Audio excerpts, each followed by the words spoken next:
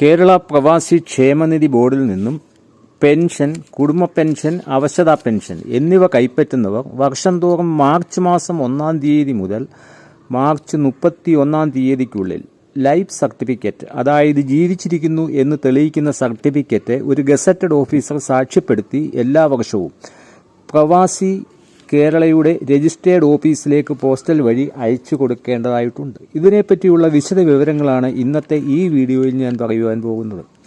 എന്താണ് ഈ life certificate എന്ന് നോക്കാം. സർക്കാരിൽ നിന്നും പെൻഷൻ പറ്റുന്നവർ ജീവിച്ചിരിക്കുന്നു എന്ന് തെളിയിക്കുന്നതിനുള്ള സർട്ടിഫിക്കറ്റാണ് ലൈഫ് സർട്ടിഫിക്കറ്റ്. പ്രവാസി ക്ഷേമനിധി ബോർഡിൽ നിന്നും ഏതെങ്കിലും തരത്തിലുള്ള പെൻഷൻ വാങ്ങുന്നവർ എല്ലാ വർഷവും മാർച്ച് 1 മുതൽ 31-ാം തീയതിക്കുള്ളിലാണ് ഈ ലൈഫ് സർട്ടിഫിക്കറ്റ് സമർപ്പിക്കേണ്ടത്.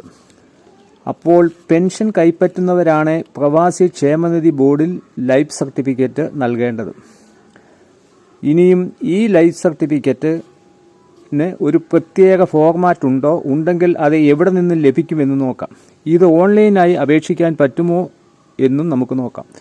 ആദ്യമേ തന്നെ പറഞ്ഞാൽ പ്രവാസി ക്ഷേമനിധി അപേക്ഷകൾ എല്ലാം ഓൺലൈൻ ആക്കിയിട്ടുണ്ട് എങ്കിലും ലൈഫ് സർട്ടിഫിക്കറ്റ് സമർപ്പിക്കുവാൻ നമുക്ക് ഓൺലൈനിലൂടെ കഴിയുകയില്ല. അതിന് നാം ചെയ്യേണ്ടത് ഈ ലൈഫ് സർട്ടിഫിക്കറ്റിന്റെ ഫോർമാറ്റ് pravasikerala.org എന്ന വെബ്സൈറ്റിൽ നിന്നും ഡൗൺലോഡ് ചെയ്ത് പ്രിന്റ് എടുത്ത് ഏതെങ്കിലും ഗസറ്റഡ് ഓഫീസറുടെ അടുത്ത് പോയി ഈ വ്യക്തി ഇപ്പോൾ ജീവിച്ചിരിപ്പുണ്ട് എന്ന് അവർ നേരിട്ട് കണ്ട് സാക്ഷ്യപ്പെടുത്തി ആ സ്ഥാപനത്തിന്റെ ഒപ്പും സീലും പതിപ്പിക്കുകയാണ് വേണ്ടത്. ഇതിനുവേണ്ടി ഹോസ്പിറ്റലുകളിലുള്ള ഡോക്ടേഴ്സിനെ സമീപിച്ച് ഒപ്പും സീലും വാങ്ങാവുന്നതാണ്. ഇങ്ങനെ ലൈഫ് സർട്ടിഫിക്കറ്റിനു വേണ്ടി ഗസറ്റഡ് ഓഫീസേഴ്സിന്റെ അടുത്ത് പോകുമ്പോൾ നിങ്ങളുടെ ആധാർ അല്ലെങ്കിൽ മറ്റൊരു ഐഡന്റിറ്റി കാർഡ് കൂടി കൊണ്ടുപോകണം.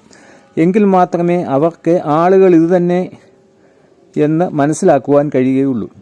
ഇവിടെ ഓർത്തിരിക്കേണ്ടത് മാർച്ച് 1 മുതൽ 31 വരെയുള്ള ലൈഫ് സർട്ടിഫിക്കറ്റാണ് സമർപ്പിക്കേണ്ടത് എന്നുള്ളതാണ്. അതായത് ഫെബ്രുവരി മാസത്തിലെടുത്ത ലൈഫ് സർട്ടിഫിക്കറ്റ് അയച്ചു കൊടുത്താൽ അവർ അത് തിരിച്ച് അയക്കുന്നതാണ്.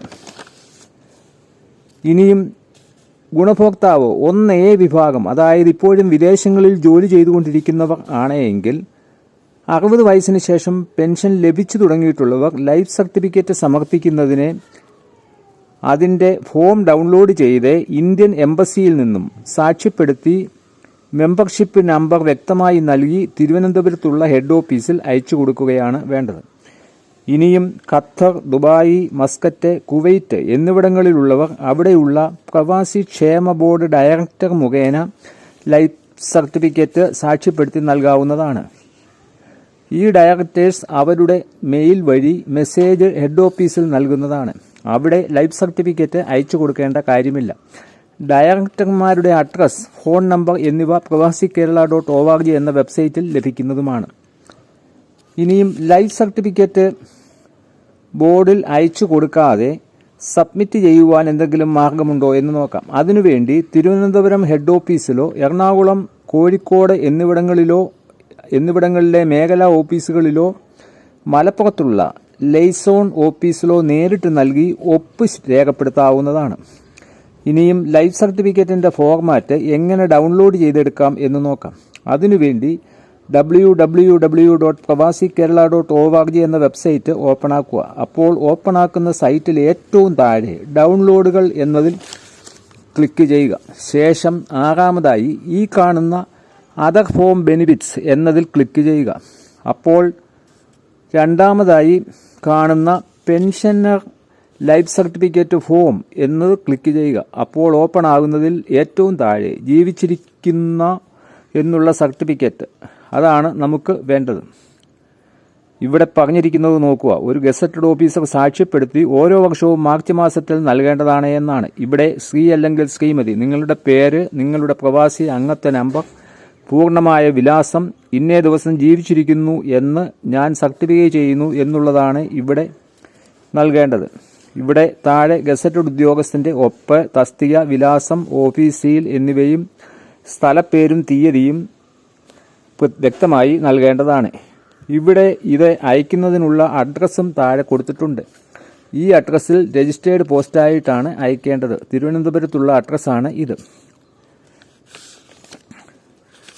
ഇനിയും അതുപോലെ കേരള പ്രവാസി ക്ഷേമനിധി അംഗങ്ങൾ അവരവരുടെ വ്യക്തിഗത വിവരങ്ങളായ പേര്, ജനനത്തീയതി, address, email ID, Aadhaar, mobile number എന്നിവയെല്ലാം ആവശ്യമുള്ള പക്ഷം 60 വയസ്സ് അല്ലെങ്കിൽ പെൻഷൻ പ്രായം ആകുന്നതിന് മുൻപ് തന്നെ ഓൺലൈനിലായി തിരുത്തേണ്ടതാണ്. പെൻഷൻ തീയതിക്ക് ശേഷം വ്യക്തിഗത വിവരങ്ങളിൽ യാതൊരുവിധമായ മാറ്റങ്ങളും വരുത്തുന്നതിന് സാധിക്കുകയില്ല. എന്നാൽ നോമിനിയുടെ പേര് പെൻഷൻ ലഭിച്ചതിന് ശേഷവും മാറ്റുവാൻ കഴിയുന്നതാണ്. കേരള പ്രവാസി കേരളീയ ക്ഷേമനിധിയിൽ അംഗമായിട്ടുള്ളവർക്ക് അവരുടെ ഇമെയിൽ ID ഓൺലൈനായി അപ്ഡേറ്റ് ചെയ്യുന്നതിന് പ്രൊഫൈലിൽ ലോഗിൻ ചെയ്യാവുന്നതാണ്. കേരള പ്രവാസി ക്ഷേമനിധിയിൽ നിന്നും പെൻഷൻ കൈപ്പറ്റുന്നവർ എല്ലാ വർഷവും മാർച്ച് 1 മുതൽ നൽകുവാനുള്ള ലൈഫ് സർട്ടിഫിക്കറ്റിൽ മെമ്പർഷിപ്പ് നമ്പർ എഴുതാതെയാണ് ചിലർ അയക്കുന്നത് എങ്കിൽ അതിൽ തീർച്ചയായും മെമ്പർഷിപ്പ് നമ്പർ കൂടി വ്യക്തമായി എഴുതിയിരിക്കണം. എങ്കിൽ മാത്രമേ നിങ്ങളുടെ വിവരങ്ങൾ പൂർണ്ണമാവുകയുള്ളൂ. അതുപോലെ ആധാർ കാർഡിന്റെ പകർപ്പ് അയക്കുന്നവരും മെമ്പർഷിപ്പ് നമ്പർ എഴുതി ചേർക്കേണ്ടതാണ്. നിലവിൽ ആധാർ കാർഡ് അപ്ലോഡ് ചെയ്തിട്ടുണ്ടോ എന്ന് അവരുടെ പ്രൊഫൈലിൽ പരിശോധിച്ച് ഒപ്പുവരുത്തേണ്ടതുമാണ്. ആധാർ കാർഡ് അപ്ലോഡ് ചെയ്യാത്തവർ വീണ്ടും അപ്ലോഡ് ചെയ്യേണ്ടതുമാണ്. 2024 മുതലാണ് ആധാർ കാർഡ് നിർബന്ധമാക്കിയത്. പ്രവാസി ക്ഷേമനിധിയിൽ ഇപ്പോൾ ഏകദേശം 8 ലക്ഷത്തിലധികം ആളുകൾ അംഗങ്ങളായിട്ടുണ്ട്. ക്ഷേമനിധിയിൽ അംഗമെടുക്കുമ്പോൾ ശ്രദ്ധിക്കേണ്ട ചില കാര്യങ്ങൾ നോക്കാം. ലഭിക്കുന്ന അപേക്ഷകൾ സീനിയോറിറ്റി ക്രമത്തിലാണ് പരിശോധിച്ച് അംഗീകാരം നൽകുന്നത്. ഇത്തരത്തിലുള്ള പരിശോധനകൾ പൂർത്തിയാക്കുമ്പോൾ നിസ്സാരമെന്ന് തോന്നുന്ന കാരണങ്ങളാൽ നിരസിക്കപ്പെടാറുണ്ട്. അതുകൊണ്ട് അപേക്ഷ സമർപ്പിക്കുമ്പോൾ ശ്രദ്ധിക്കേണ്ട ചില കാര്യങ്ങളുണ്ട്. അപേക്ഷയോടൊപ്പം നമ്മൾ സമർപ്പിക്കുന്ന എല്ലാ രേഖകളിലും സ്വയം സാക്ഷ്യപ്പെടുത്തൽ നൽകേണ്ടതാണ്. സ്വയം ഒപ്പിട്ട് നൽകേണ്ടതാണ്. അപേക്ഷയോടൊപ്പം സമർപ്പിക്കേണ്ട രേഖകളുടെ വ്യക്തമായ പകർപ്പുകളായിരിക്കണം നൽകേണ്ടത്. സ്വയം സാക്ഷ്യപ്പെടുത്തി അപ്ലോഡ് ചെയ്യേണ്ടത്. പാസ്പോർട്ട്, ആധാർ, സ്കൂൾ രേഖകൾ എന്നിവയിൽ വിവിധ പേരുകളുള്ളവർ പാസ്പോർട്ടിൽ നൽകിയിട്ടുള്ള പേര് തന്നെയാണ് അപേക്ഷയിൽ രേഖപ്പെടുത്താൻ പ്രത്യേകം ശ്രദ്ധിക്കേണ്ടത്. 60 വയസ്സുവരെ മാത്രമാണ് ഇതിൽ അംഗത്വം എടുക്കുവാൻ കഴിയുന്നത്. അതിനാൽ ജനനത്തീയതി വളരെ പ്രാധാന്യം അർഹിക്കുന്നതാണ്. പാസ്പോർട്ടിലെ ജനനത്തീയതി തന്നെ നൽകുവാൻ ശ്രദ്ധിക്കുക. ജനനത്തീയതി തെളിയിക്കുന്ന രേഖയായി ആധാർ പരിഗണിക്കുന്നതുമല്ല.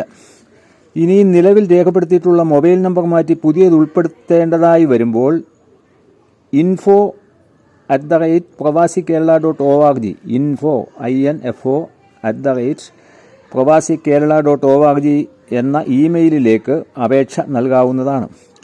പെൻഷൻ ഇപ്പോൾ ലഭിച്ചുകൊണ്ടിരിക്കുന്നവർ മറക്കാതെ മാർച്ച് മാസം 1 മുതൽ 31 വരെ ലൈഫ് സർട്ടിഫിക്കറ്റ് സമർപ്പിക്കേണ്ടതാണ്. എല്ലാവരും ഈ കാര്യങ്ങൾ ഓർത്തുവയ്ക്കുക. ഇതുപോലെയുള്ള വീഡിയോകൾ ഇനിയും ലഭിക്കുവാൻ ഇതുവരെയും ഈ ചാനൽ സബ്സ്ക്രൈബ്